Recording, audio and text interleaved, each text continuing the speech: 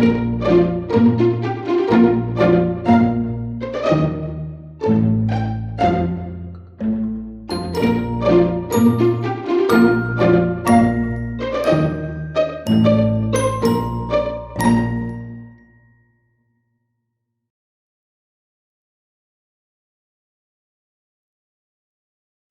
んばんは。ただいま、京葉線海浜幕張駅の4番のりばに来ています。まもなく海浜幕張駅19時45分発の各駅停車、東京行きが10両に来ます。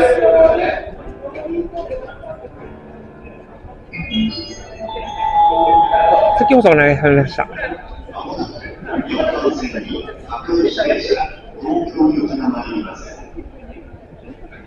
危ないですから、黄色い電池ブロックまでお下がりください。E233系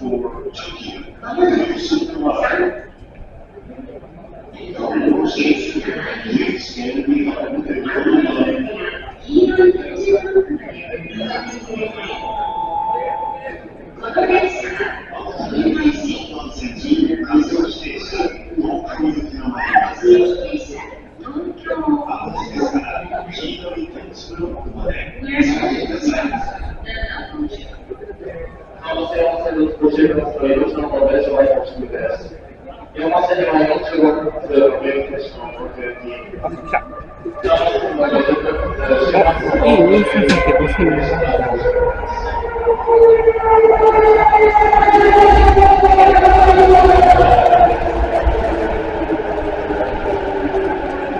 10両縦編成です。